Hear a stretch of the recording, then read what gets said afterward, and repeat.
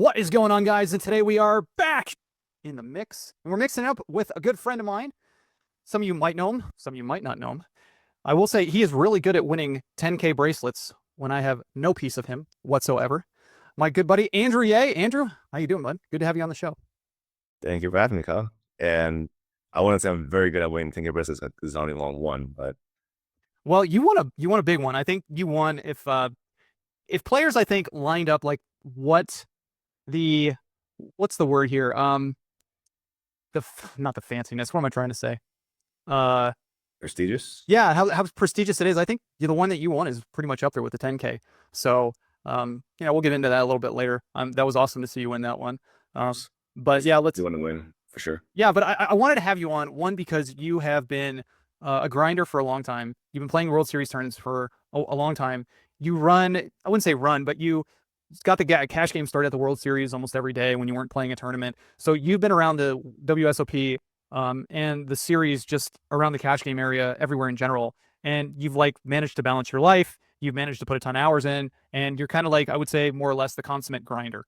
So, for someone going to play a lot during the series this year, this is, I think, going to be awesome for them to listen to your feedback. And yeah, we'll just get into it. I'll give you the quick bio real fast. Yeah, let's do it. Go ahead. Ready?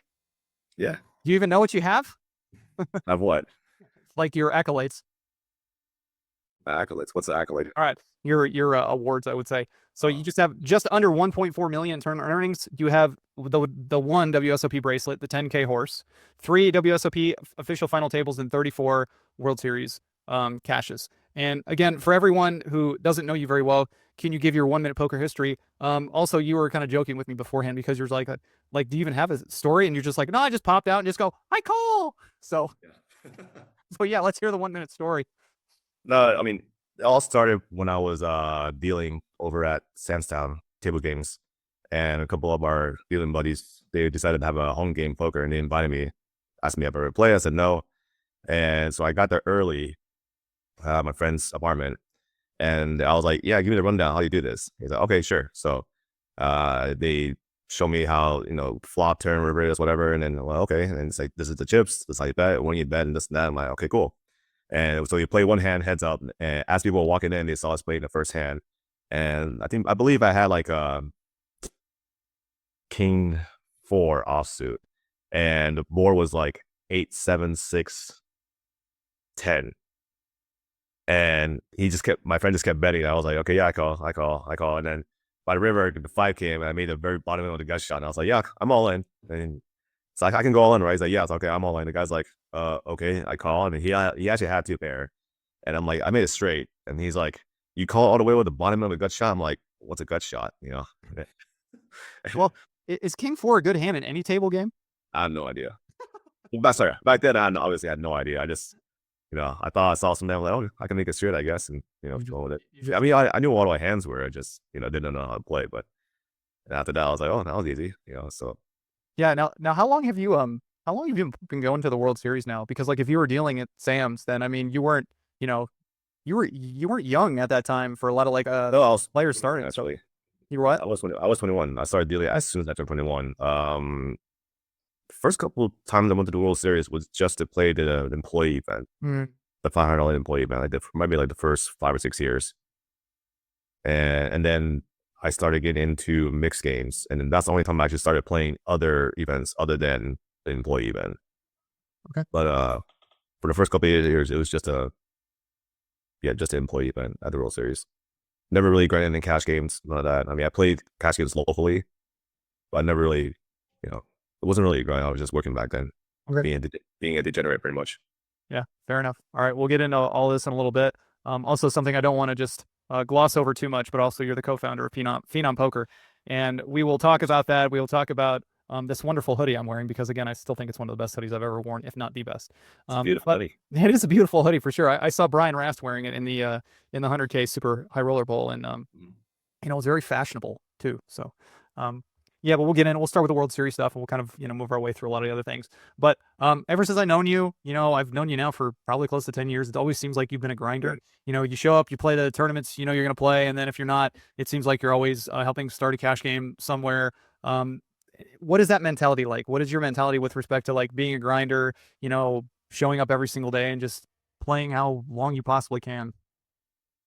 I mean, it is a lot of commitment but for me, it was different because like I only want to play what I enjoy playing. Mhm. And if I know there's a certain game, I'm like, okay, that's the game I'm going to play. And I don't really look around for like games. I know people like, they'll go from like room to room, look at Bravo and this and that, and be like, okay, there's a PLO here, and there's a big game here. I like, hop around this, that. Like, I don't really do that. Like, I don't really like look at the lineup either and just like, okay, this is a bad game I'm playing. Obviously, it's probably not the best thing to do, but like, a lot of times when let's say I go to the World Series, my goal is to play this tournament. If I bust, I'll play this, and if I win 50 Omaha, you're a better game. If it doesn't go, I'll try to start it. If not, I'll wait around until it starts, and you know, I may or may not play the 50-100 OE or stud A, but so that's what I'm committed to. That's just what I did. I didn't want to do. I don't want to deviate from any plan. So Yeah, so when you were basically like, playing either the King's Room or your tournament for the day, you're just like, I'm just gonna show up at the World Series. Like I'm here to play the series. This is just where a lot of the action is. I don't have to travel around trying to find games, trying to get in seats, worry about parking nowadays, because obviously back in the day we didn't have to. yeah, If you're a local, it's not as bad because obviously you have some sort of reduced rate or you get free parking, but you don't have to go pay at three different spots to go check out three different games to see if you can get a seat. So you would just like, I'm just going to go to the World Series. I'm going to see what's going on, and then I'm going to make my decision from there. yeah, pretty much. I mean, there were like there's a lot of days where the games don't go or the game breaks early, and I'll find some friends to hang out with. Yeah. I don't have to like fully grind the entire day.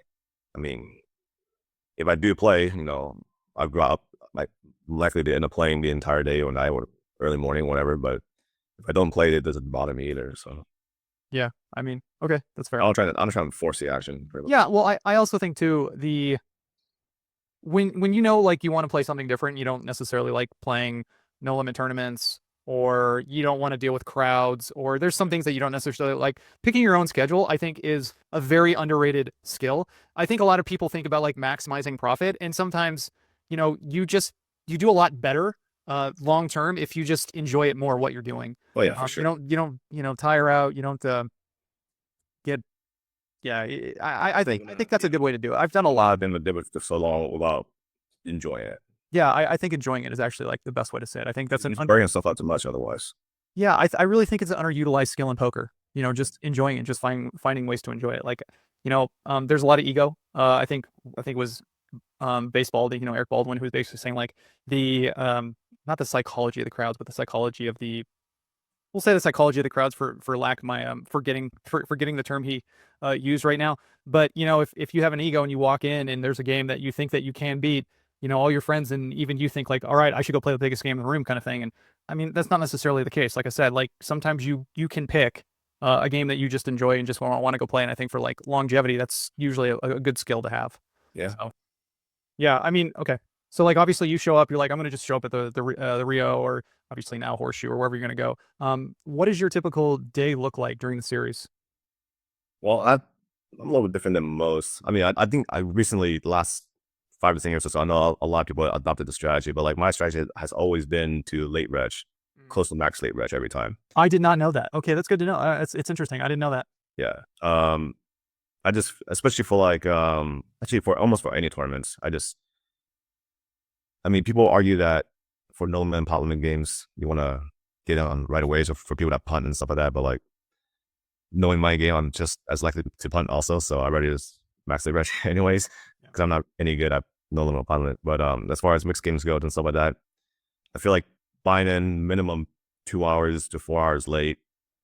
You get to sleep a lot. You get a lot more sleep, a lot more rest. At least for me, during the summertime, I have to sleep in late because usually on day twos or on late day ones, you finish at like 2 in the morning. So it's better to get more sleep, and then I can actually eat dinner before going, or early dinner before going to the tournament.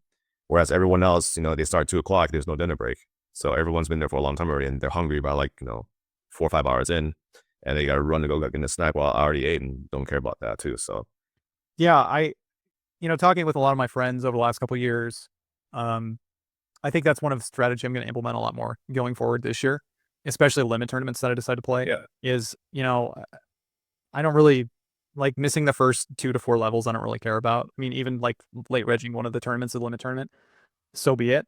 But I've said this many times on the show, like I haven't been there in the last like 6 years. I'm more than happy to just show up, spend some quality time with some people, go play the tournament, and then just go figure it out from there. But I mean, also if you just kind of like look at the math, and I talked about this a little bit with Dan Zach, is when you late reg, you're just going to min cash more. You're not going to win the tournament as much, but like it's not that big of a deal at all. Yeah, I So mean, what's like, in limit tournaments, you can actually run the stack pretty easily.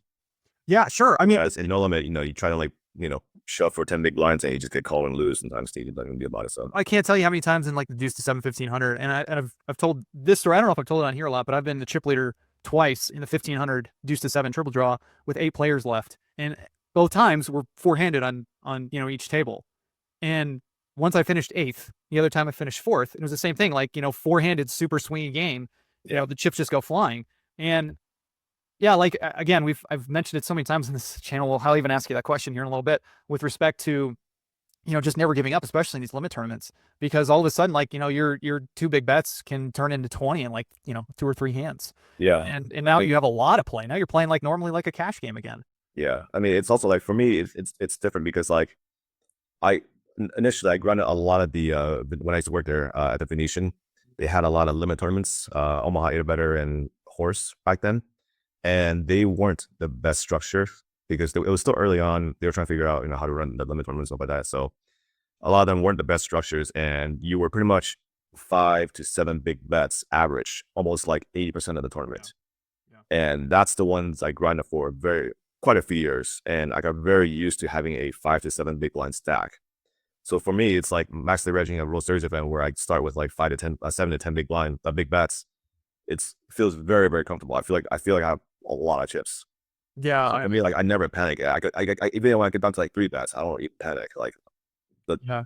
makes no difference to me. Yeah, and I talked about this a lot with Vitch, and I re-listened to his interview recently, and he talked about the sensation of like a lot of players who don't do this a lot or are not used to that sensation or feeling, and they're just like, oh, I'm gonna be all in soon. Oh no, and it's like, no, you're like, if you play a tournament, almost always at some point you're just gonna be all in, and Yeah. especially when you get short, like you just make the best decision possible. And I think people who get more comfortable in those situations too are just gonna make better decisions, because I've said many times on here, like I've just been in a situation where I just like, well, I got two blinds, I'm just gonna flick it in here. And reality, I mean, like you got to still make the best decision you can, even with two or three That's for sure. blind. So, That actually happened to me in the 10 game force. yeah, I mean, there's so many stories like Eight that. two, I was actually down to 1.5, under 1.5 bets. So and then I ended up, running it up.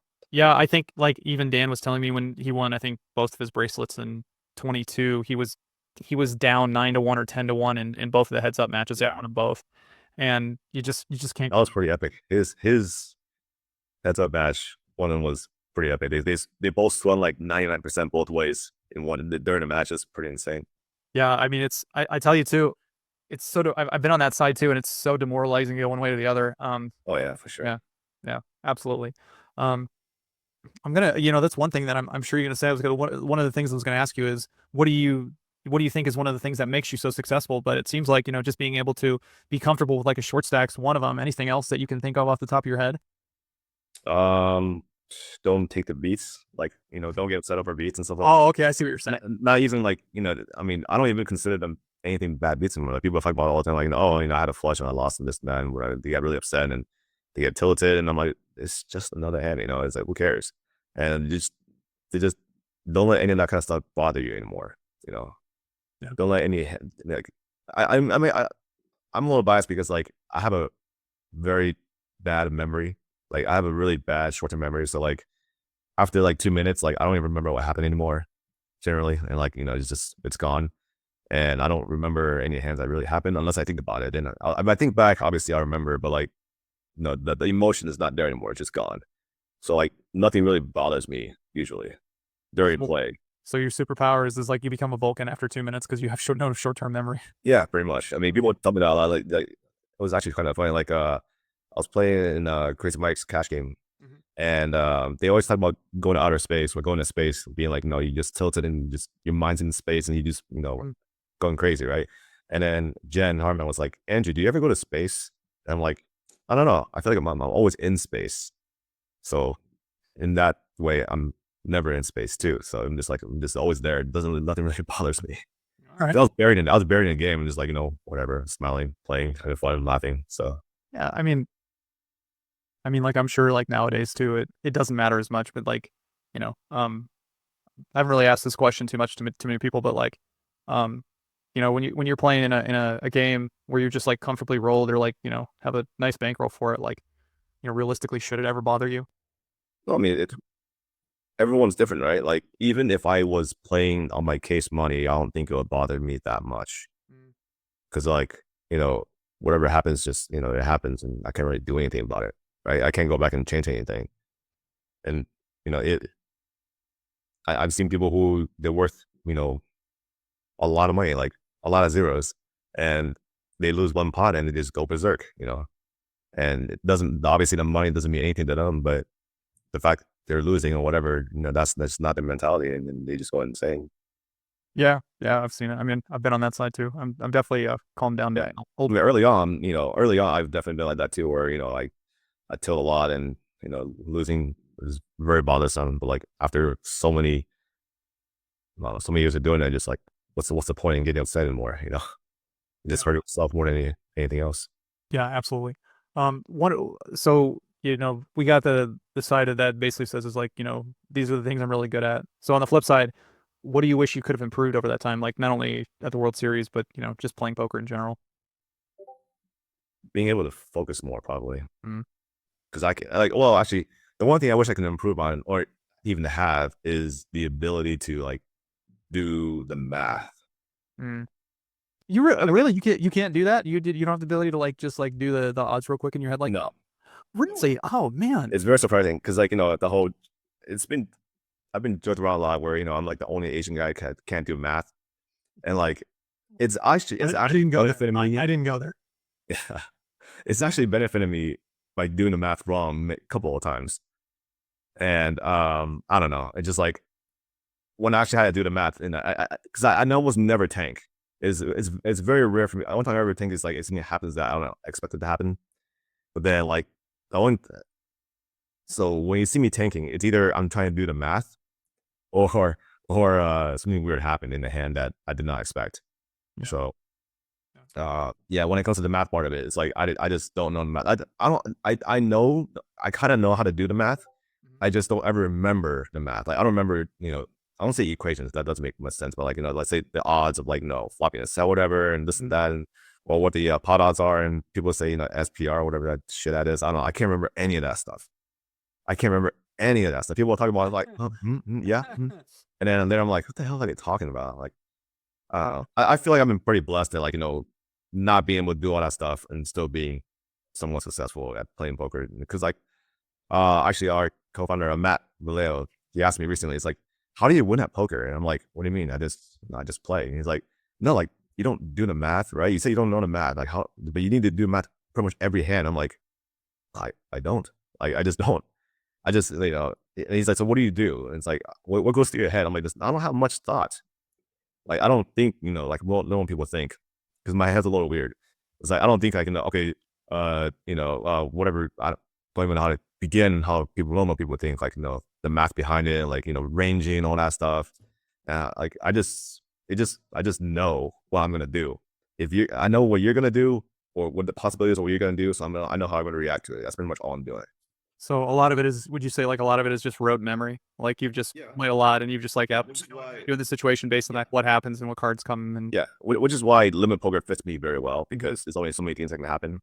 Whereas in limit hold'em, it's like people who go crazy sometimes, they just jam all in.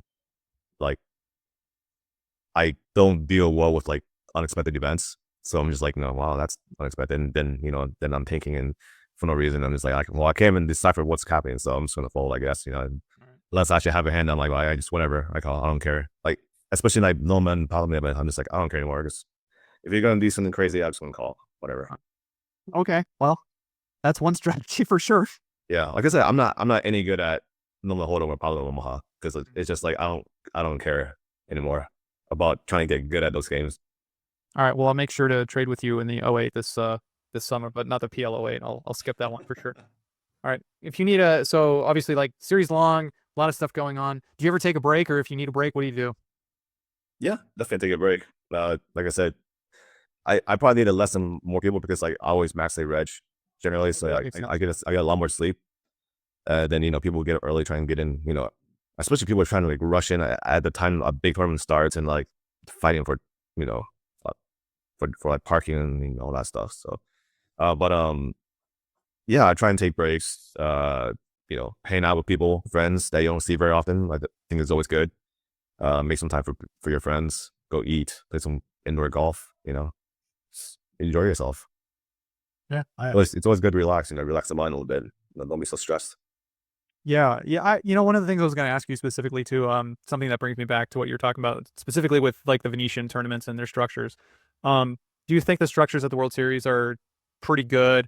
Like obviously Chainsaw's running his little thing right now at Planet Hollywood, I think someone tweeted out like we're past dinner break at this point, we're still 18 from the money kind of thing with 100 people in this tournament. Yeah, I Like, mean, go ahead. I would like to have very long, as much play as possible, and Mm. there are obviously a lot of people who prefer that because they want to get their money's worth playing as much as possible, and there are those that like to have it end as soon as possible. Like I'm one of those ones that want to play as little hand as not as little hand, but as little as possible. I want the tournament to be over as fast as possible. Yeah, I feel I definitely I haven't really analyzed the structures in the last few years that well anymore.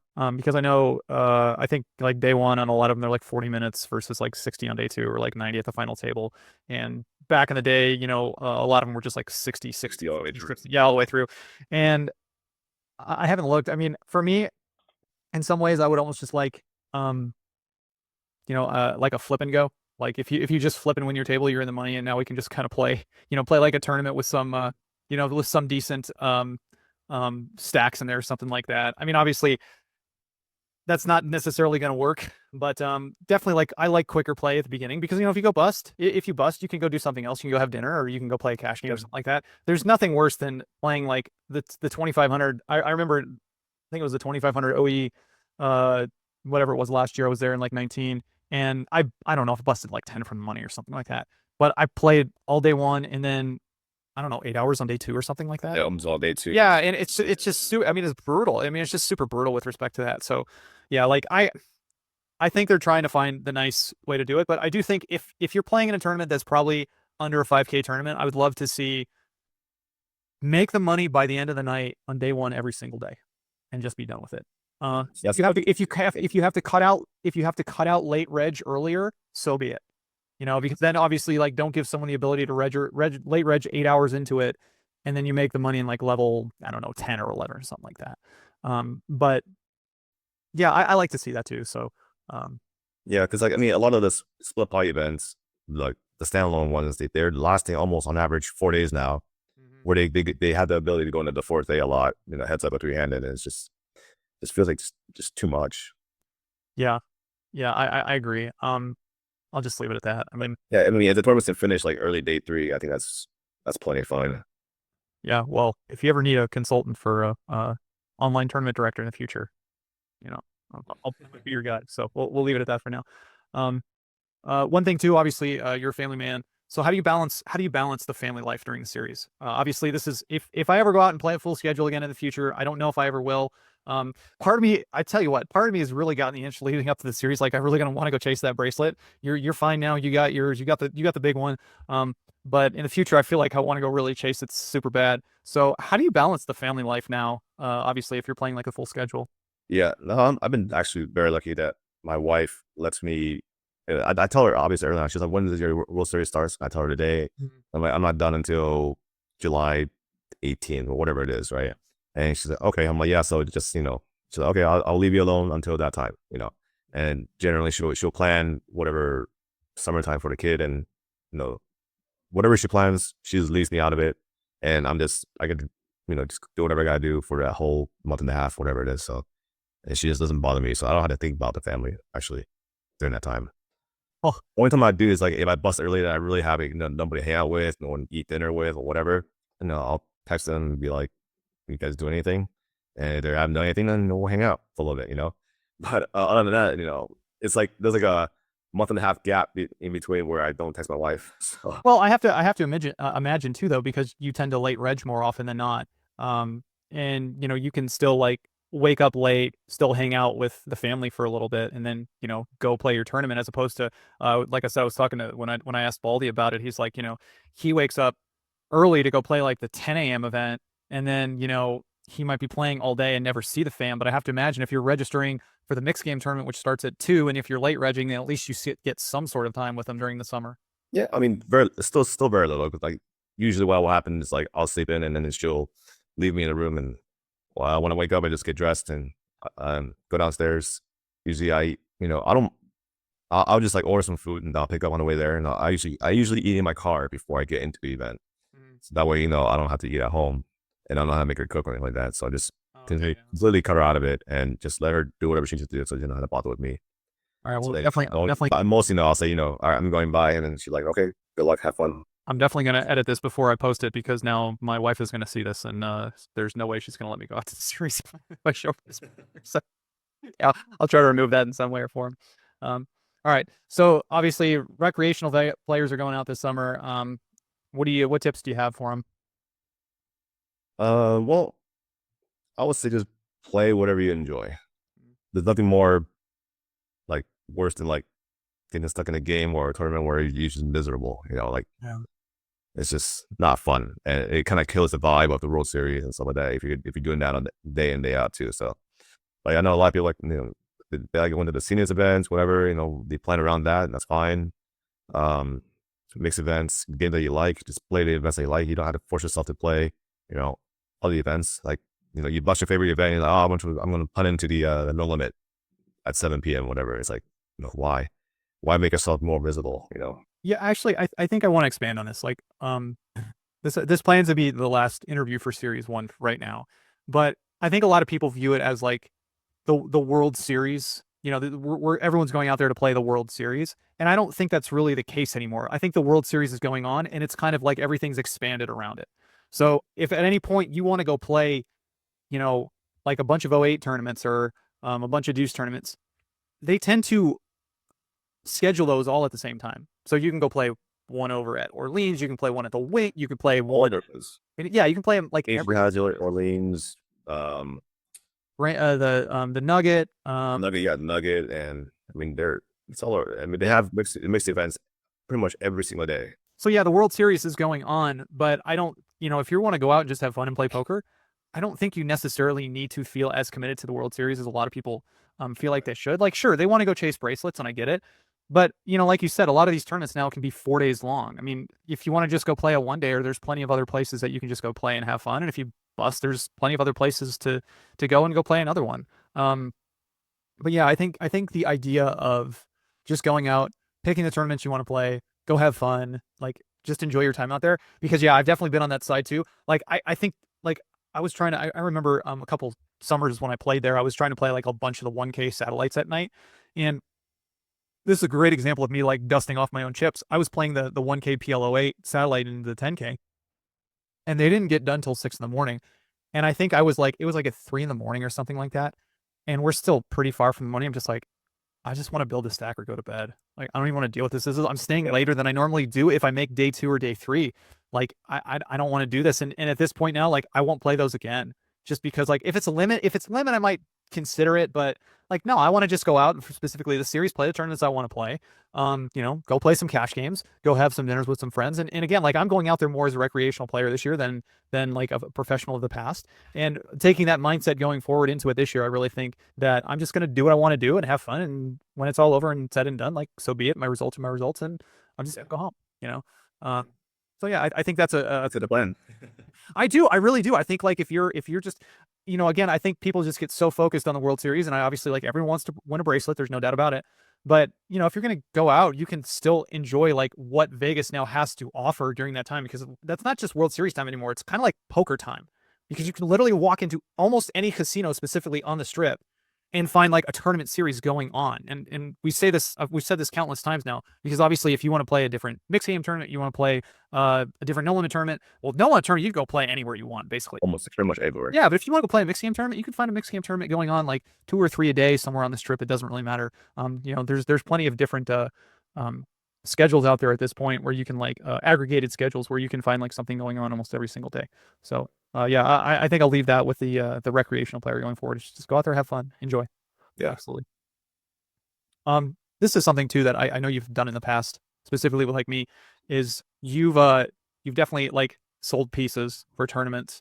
And if someone wants to play a bigger tournament like going on for this summer, and they're either thinking about selling or taking a shot in a bigger tournament, what advice do you have for them? I mean, if they really want to sell a piece, that's nothing wrong with that, and they can find buyers from. Don't try and, obviously don't oversell, or don't over what's the word? Let's see, this is where my memory doesn't work. What's that thing called when you're Well, describe it to me, or so you just no, you're selling at 1.2. What's that called? Oh, the markup. Yeah.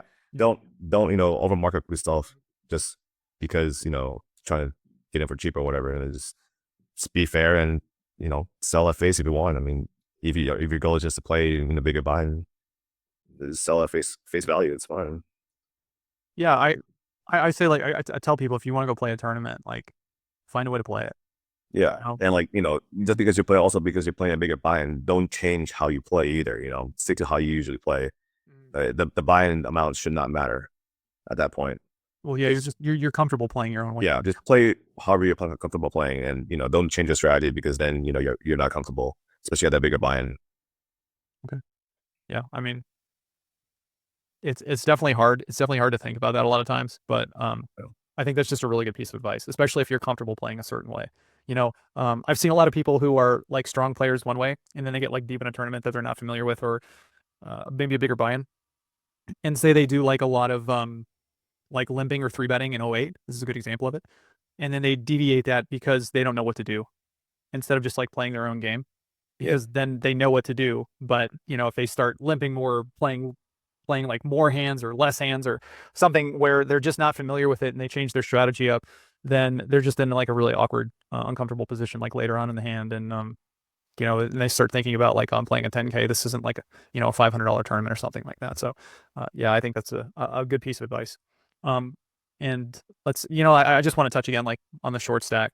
You've just learned over time with respect to like grinding those stacks out, and I can't say it enough to people. There have been so many stories specifically just on season 1 with respect to grinding out that short stack. Don't give up. Yeah, never give up. You just never give up. Like, Yeah. try to find a way to get it in. Fine. You don't have to get it in great. It doesn't mean like with 3 big blinds you have to wait for aces. But I mean, just keep your spirits high and just don't give up. Yeah. Like, a perfect example is I forget which tournament it was I was in, and we're on the money bubble. We're on the stone bubble, and I was down to just under 1 big blind left. So like Sounds like that sounds like an average Andrew stack. Yeah, exactly. And I was going to be under the gun, and I'm like, all right, well, this is back when I was still learning a lot. And I'm all right. I'm just gonna put it in blind under the gun, so not wait for the big blind, right? And just be in the big blind, be all in the big blind, which is fine too. But I'm like, all right, I just had to put it in blind, and so the hand deals out, and I didn't look through the entire hand. Someone played or whatever, and then they ended up with like it was all my better tournament, and he ended up with like a pair of aces. Like it was like a 4-card low on the board, right? Like an ace, deuce, 4, 7 or something like that, and he had like a pair of aces with like a life 5 or something like that. Nothing great, and I'm like, okay, I can beat that. And I I rolled my hand over one at a time, and I had quad 6s. I'm like, oh, well, I guess I would not have put that in that spot. Generally speaking, if I looked at my hand. So I'm like, all right, well, I'm never doing that again. I'd rather be all in state. That's a crazy story, actually. Yeah. I feel like well, you're gonna say like, well, I tripped 9s with a deuce or something like that, and like that's a pretty complete story when you look down at 4 6s. That's a bonus hand in most games too, unfortunately. Yeah, exactly. So I was like, well, yeah, I actually, I haven't told my story too. I remember when I was first starting, I was playing Fort McDowell in Arizona years ago, and we were down to like two tables and only the final table makes the money. And I think there were, what was it? Probably 11 players left. And we were at the 6-handed table. And I just, for some reason, I just knew the other guys at the other table were just not like thinking about it. They were just, um, they just wanted to play pots against each Yeah, other. they go for So, blood, right? so yeah. So like, sure enough with like, I'm like cut off. I got nothing. I fold. Like players in the other table get all in. No one bust. Hijack. Like I fold with nothing. Players at the other table like get it all in, no one bust. And then like my final hand under the gun, like again, I got nothing and I just fold and somebody gets it all in and busts. And then I make the final table. So we redraw and I'm on the button. And Perfect. so like, yeah, we make the money, we make the final table, I'm on the button, and I ended up winning the tournament with one big blind. So like that was my story. And I ended up winning they were like the nightly tournaments like at the place, but I ended up winning and or chopping like 3 tournaments in a row after that. So that was like my kind of like story of how just finding ways to like just never give up. Yeah. But that was really cool for me. So and one of my actually one of my favorite questions is like uh anyone who's goes there, they make their first WSOP final table for the first time. What advice do you have for them? Don't be nervous. Don't be nervous. Play your game. No, just don't let the lights, if there are any, affect you. Right. A lot of people start looking like they start, having an ego trip, right? Mm, Gloating a little bit, trying to find their friends, like, oh, hey, I'm here and this and that. And just, they get unfocused from what's really important.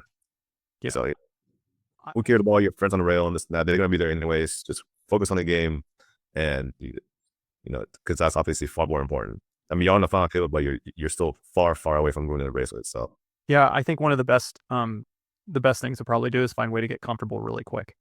mhm. Because if you've thought about it, if you've watched Poker Go or any of these things like Bryce has talked about it, like the rails higher, the lights are super bright. I always tell people to bring a hat.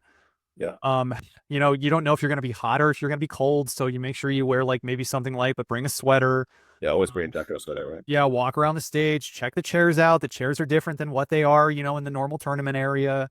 You can adjust them. They can be high, they can be low. How does the rail affect you? There's just a lot of different ways, but I think like in general, like, move around, talk, kind of get the nervous energy out and just find a way to get comfortable really quick. Cause it's something that you're not familiar with, but the poker's going to be the same. So you just want to focus on being able to play the same poker that got you there.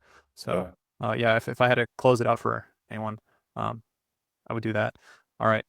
But, obviously, I'm going to get a couple extra questions out of here because um, you are the co-founder of Phenom, and a lot of different people have been kind of pushing it. You guys obviously have, I don't know if signed is the right word, but you have attached Jungle Man as of lately. Isildur is part of that. Baseball, he's been pushing it for a while. Brian Rast is in there too. So you guys have a decent bit going on at this point, and I also keep telling people these are by far the most comfortable hoodies I've ever gotten. So if anyone is on Phenom and they're debating whether to get a hoodie, by far it's worth it. And plus you, I'm sorry, Sonia, they're all custom made too. They're not like a Nike hoodie or whatever hoodie. Well, I shouldn't name drop, but when we're branded a hoodie and then we just paste over or plaster our logo over it. No, these are all like completely custom made. yeah. And you guys, and anyone who's got an account on there basically gets like some sort of discount on the merch, right? Yeah. Yeah, like by far it's by And far. gold tier and above. Get Yeah, so yeah, if you got like some sort of status on there, you get a discount. And by far they've been awesome. I'm gonna keep pushing it because it's the hoodie is really comfortable. But obviously, when just jumping into a couple questions with you, and I'm like, um, what made you guys want to start a new poker website? It wasn't really made us want to start. It was just like I actually wanted to start a site around the same time that Matt Vallejo actually contacted me. Also my other friend at the time, and we were discussing making actually a crypto related site also. And when we actually looked more into it, it was like much, much more complicated than we thought. And neither one of us were really like tech savvy or anything like that. So like I knew there was no way we were going to be able to do this by ourselves. And resources wise or connections wise, it was just with me and him, it was undoable because we didn't have the connection to the correct connections.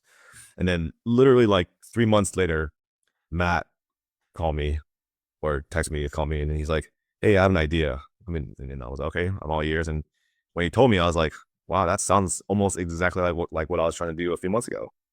And he's like, Oh, so okay, just to clarify, you were looking into this and you're like, I can't do it with the current resources or the knowledge that I have. well, no, like his idea was obviously a little bit different. Okay. Yeah, the general aspect of being around crypto and this and that and making it more um player friendly, what do you want to call it for U.S. players at least.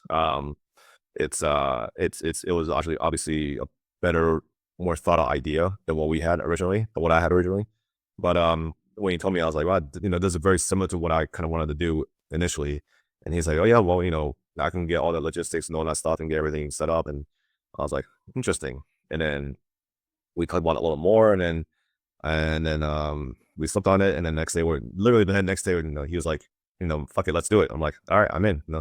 Let's do it. What do you need from me and this and that. And we just went to work. Yeah, and that thing too, like, and I don't want to undersell this fact. You guys haven't you didn't cut and paste this. Like, you guys have built this up from the bottom up. Oh yeah, Software using the well, blockchain. completely everything from scratch.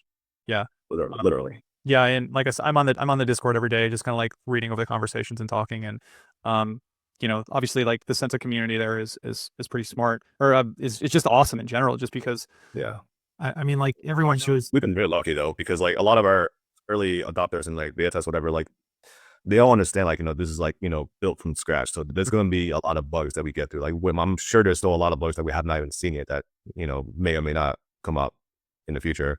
But like, because it's completely brand new, built from scratch, like we're going to encounter a lot of bugs and we're going to encounter a lot of issues. And, we're just going to keep fighting through it, which we already have a lot from when we first launched. So that's definitely has not been an easy journey, but we still have a lot to do, but Yeah, sure. I mean, every day. I definitely feel like you guys are moving in the right direction.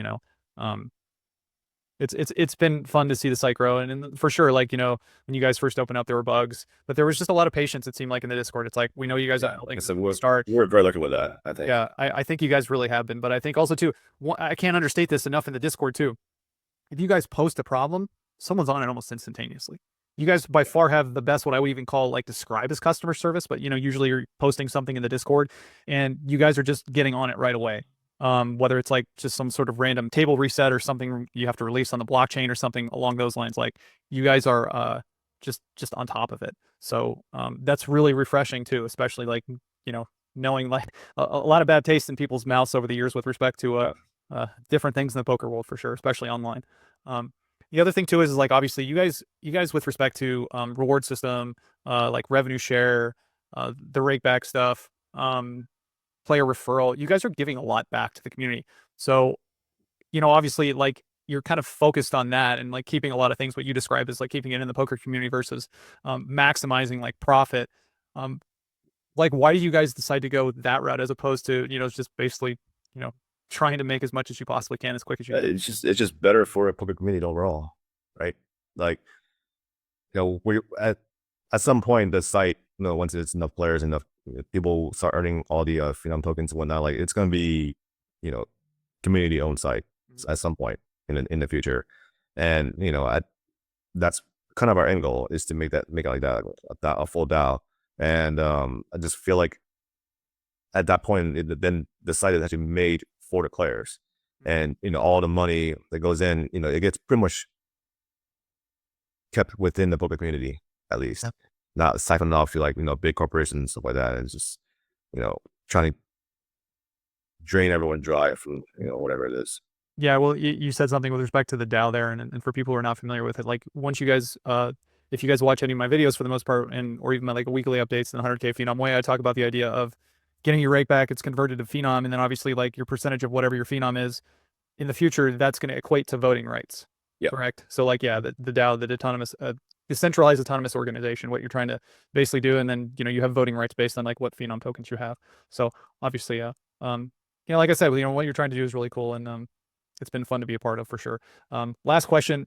Everyone who basically knows me or follows me for the most part always asking this, even in Discord. All right, win tournaments. So obviously that's a big part of poker right now. So Yeah, I mean, we're working really hard on it. We're getting pretty close. Our goal was to get tournament outs. Our goal is to get tournament outs before the World Series starts. I believe we're still trying to accomplish that. We are going to have beta testing very soon. Anyone can get onto our Discord, and I guess Kyle, you can put a link somewhere, and we can we want as many beta tests as possible so we can iron out all the bugs and whatnot and make sure it launches very smoothly. But yeah, our goal is to get it out, try and get it out. We want to get it out before the World Series starts. If not, it's gonna be a little bit later. It's fine. Yeah, well, I'm looking forward to it. I mean, I also think too, like you guys have a unique ability to not just have like all the mixed games that you do now, but and I've posted this on X. I posted this in the Discord too. Like, I think there is a lot of nostalgia that some people want to bring back from back in the day before Black Friday, and whatever that means, or if it's a new different form, like I would love to see that again. It was just, it was so much, it felt like it was fun back in the day. And I'm not saying like it's not fun now. But obviously like US players for the most part, like are not allowed to play on, Poker Stars or some of the other sites that, so, like bringing that nostalgia back is just something that I would love to see. So that's my 2 cents again. But yeah, I mean, you guys can push it right. Yeah. All right. Little quick rapid fire here, and then we'll get you out of here. All right. Sure. All right, young man. Favorite mixed game? Favorite mixed game? I actually don't have a favorite mixed game. Like I like all the games. I like variety because I like to get bored. So I really don't care what games are in there as long as I just continuously play different games. I'll rephrase this. What game are you least likely to stand up and walk away to go to a bathroom break if the plaque is coming up next? None really. Like, oh, you're just that's sick. All right, you're just a no, because it depends on what my current status is too. It's like if I'm stuck and the next game is like a one winner game, I'd be like, oh, one winner game. All right, I need to stay for that. Or if what's it? If or like a big bet game like Big O or PLO coming out, and okay, I'm staying for that because I need to get unstuck, whatever. But there really is no particular game where I'm like, okay, I'm gonna take a break during this game. It's just whatever I feel at the moment. I really don't have like a favorite game. Like a lot of people think like, oh my Air is my best game. It has to be my favorite. I'm like, no, oh my, it's boring as hell for me now. It's like, Yeah, that's right. That was gonna be my guess too. So basically, you're just gonna pull a Lloyd Christmas. I'm gonna hand you a bottle, and you're just gonna go under the table and just not miss any game whatsoever. I actually, one of my favorite games to play is probably Omaha High, like single board Omaha High. Yeah, I like that's because it's just a lot of gambling, and I enjoy that because I like to like just build big pots and just scoop a huge pot, which is always fun.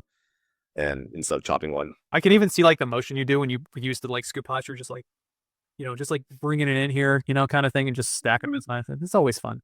Not really, but yeah, I don't. All right. Favorite restaurant in Vegas? Everyone should try at least once. Favorite restaurant? I have a lot of favorite restaurants, but like near where I live, there's a restaurant called Tonton Katsuya, and it's a katsu place that's actually really, really, really good. Okay. They use like super high quality oil, and just the food is just amazing. All right. Well, I know where we're going this summer. It's it's deep in the south. It's on Durango and Warm Springs, the little plaza next to the Sonic. And it's highly, highly recommended.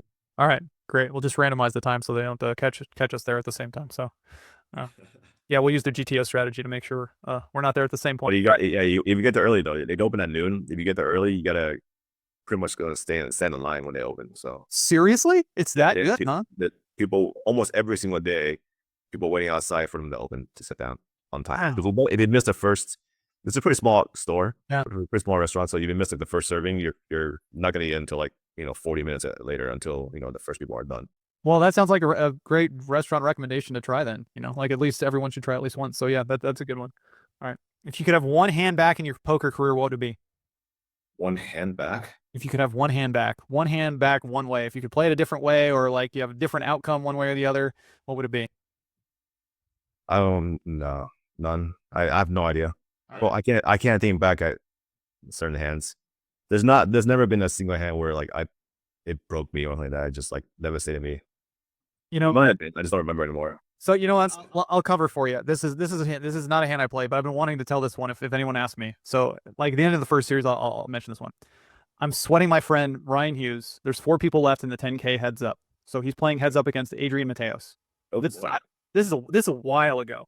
Yeah. But I think he'd won 2 bracelets at the time. He was going for his third, and he had the chip lead on Adrian, and he raised pre-flop. Adrian called, and the flop comes 3-4-5 rainbow, and Adrian checks. My friend bets, and Adrian calls. The turn is an ace. Adrian checks. My buddy bets again, pretty sizable. Adrian calls, and then the river's a deuce. So now the board is 5-4-3 ace deuce. So there's a wheel on the board. Yeah. And Adrian checks, and my buddy shoves, and Adrian goes, "This is just so fucking sick."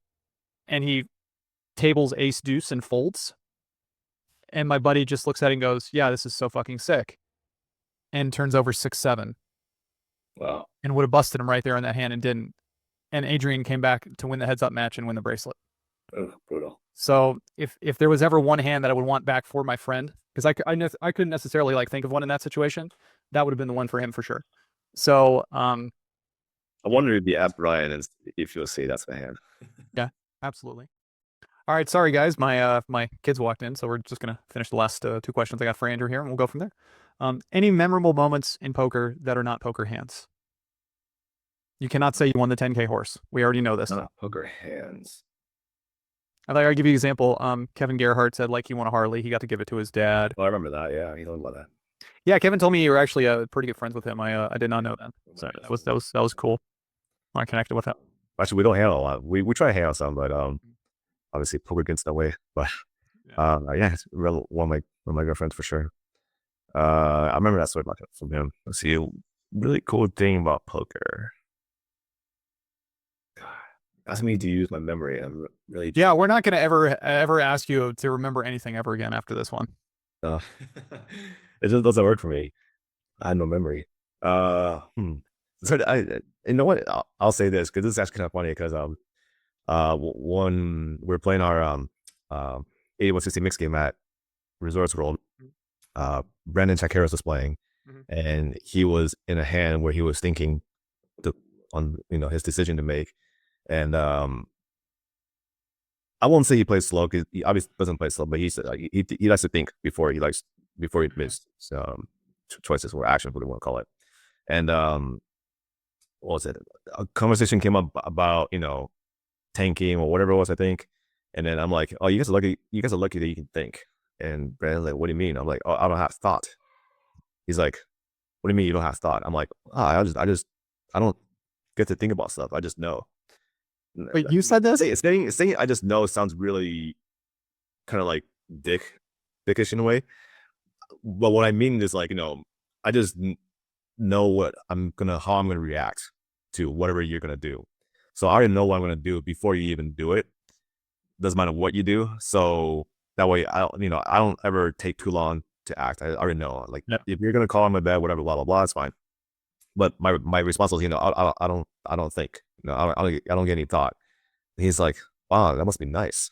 Like, to not have all these, words and thoughts and, conversations in your head. I'm like, yeah, I don't have much thought. Like, when I try to like decipher hands, I'm just like, yeah, it's just not there.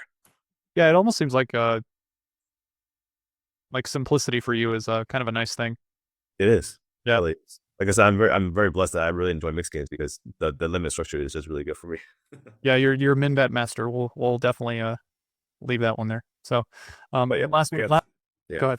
No, I'm just saying like that really isn't a huge moment or anything like that. It's just something I remember while we're discussing the whole I don't know. Yeah, like I forgot what we're saying already. Hey, I'm glad I got something out of you. You found something there, so we're gonna work on that short-term memory. All right, last one. If I make you emperor of the WSOP, would you change anything, or what would you change? Why is it emperor? I don't know, king.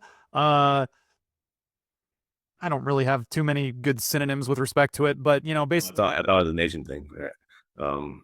president. I don't know, dictator, whatever I call it.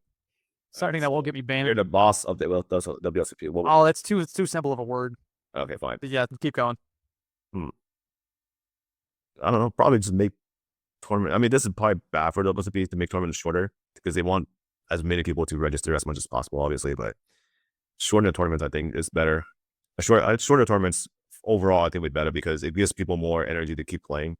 Mm. I just feel like long tournaments just drain people too much. Yeah, in some ways I also feel like, with respect to WSOP, right? Um, I don't really know how this would change theoretically, but if basically as the World Series is set up right now, and Dan Zach talked about this a little bit in his interview, um, but I mean, if you're going to try to win WSOP, like you have to grind nonstop, right? And I think realistically, there's probably about 25 to 50 people who can win it. Like if you narrowed it down, I don't think there's going to be too many people outside of your Sean Deebs, your Dan Zacks, maybe some of the really, really good no limit guys who could maybe win three of the high rollers or something like that in a given year. Um, I don't even know if Ivy plays enough consistently. Like your Negrano's kind of people, where he might play everything, but you're playing long hours in big buy-ins consistently. But I remember when Tom won it in third. I think Tom talked about it on when I had him on here in 13, where he won two bracelets and he wasn't even winning player of the series at that point. Right. And like, I mean, he finished seventh or something like that. And to me, that takes away. And I totally get the argument. If you're trying to win player of the series, you're going to play a lot of hours. But I mean, I do agree that you know 4-day tournaments in a 1500, that's long. Um, I get like they get like 25,000 people for the Colossus or Yeah, one that's of those. That's a lot different. But yeah, I mean, I would love to see the money made. I would love to see the money made by the end of day one. I don't care how short it is. And like if people want to register, like re-enter, they can re-enter. So be it. yeah. Um, yeah, I would love to see the by the end of day one, make the money, and then by the end of day two, make the final table. Um, you know, I've there's been so many times I feel like I've come back for day three and there's still 30, 40 people left. Like it feels like it's a lot. Now, if you're getting 2,000 people for a 1,508, like that might be a little bit different. But you're getting 1,000. It just structure can be quick, and then you can have a fair. If you're in the money and there's 15 or 10% of the field left, then I feel like you can still play a decent bit on day two Yeah. to get down to the final table. So Oh, I'll leave it at that. Like actually, obviously, one thing I will change. Sorry, yeah. Go ahead. No, please, please. one thing I will change is to remove all the online bracelet events and all that stuff because like bracelets are supposed to be more prestigious, and they're just giving it out like left and right now. I mean, to me, I feel like the bracelet events should only be live WSOP events during the summer. That's it. Maybe WSOP Europe could be included, but other than that, you know, just keep bracelets only for those events. All the other ones, give rings, whatever is fine, but it just makes a lot more prestigious. Because I remember when I won the was it the 10K horse, we had the tournament champions, and one guy on my tables said he got into the tournament champions by winning his bracelet online. And go, oh, which event? Oh yeah, it's the Michigan $800 buy-in, whatever, normal home event. And they're like, oh, sweet, how many players? 36. I'm like, what? 36 players? That was a bracelet event. Yeah, or something like that. Yeah. I'm like, really? 36 players to win a bracelet event? $800 buy-in? Yeah. I'm like, wow, it's kind of ridiculous, And they gave out, and during that series, they gave out, I don't know, like 12 to 18 bracelets or something like that. So, Wow. just seems, I hope the information is correct because that seems like pretty crazy if it is. But yeah. I mean, it's highly likely that's incorrect due to my memory, but it could be 36, could be. yeah, we've known after this interview, we know that your memory is a little bit shoddy to So say. it could be 36, could be 86. Either way, it was What very small amount of I players. think you bring, but and we'll close it out here for the most part. But I think you bring up a very interesting a fact that I would agree with you. I get the World Series has its own platform, with respect to like online poker, obviously. Um, but I mean, I tend to agree with you.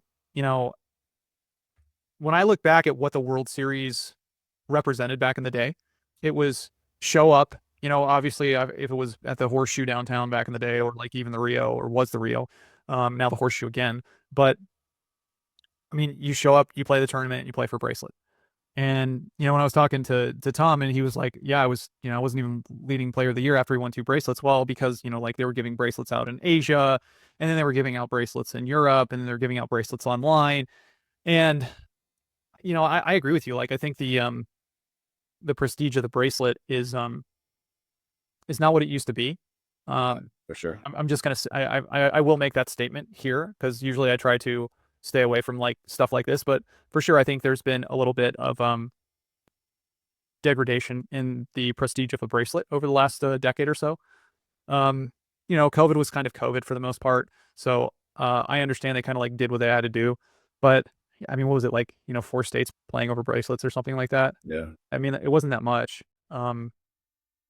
So I don't know. I think yeah, I think the idea of the World Series is like you show up here, like anyone from the world can show up and play, as long as you haven't been banned for whatever reason. Um, and this is what you're playing for. I don't know. I think you're right. I think that's something that I think should be done. I don't know what they would do with respect to their World Series thing. They'll never get rid of it, obviously. Like it just generates too much profit from them, and it's easy money. Even if we can argue the client for a lot of different reasons is um, not great.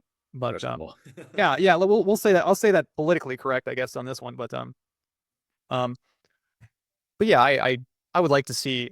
You know, I've said this to Eric too when I interviewed him. This is like, you know, in the future, you know, you go over to a place like the Win, and it's just night and day above what, you know, you would expect with respect to like taking care of the players kind of thing.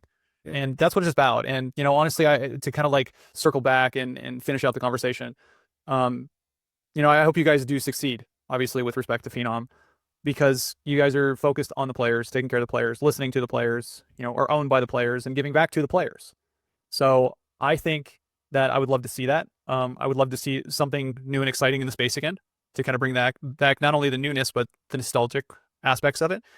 And yeah, like, I mean, let's be honest, we're putting up the money, so we should have a say in the direction of it. Yeah, for sure. I'll end it up there. Andrew, it was a pleasure having you on. It's good to see you, man. I'm looking forward to seeing your series. Save one of those jackets for me. I definitely want after wearing these things. These things are comfortable, man. So You got it, buddy. go from there. For everyone watching, guys, thanks for watching. Go check out Phenom if you're looking, because again, they're doing a lot of things awesome and they're moving in the right direction. So until then, I will talk to all you guys soon. Play well. Again, I will see all you guys at the series, hopefully. So get ready for it. Come say hi. If you see Andrew over there, you can come say hi to him too, but we'll see. But until then, good luck at the tables. Play well. I'll talk to you soon. All right. Bye.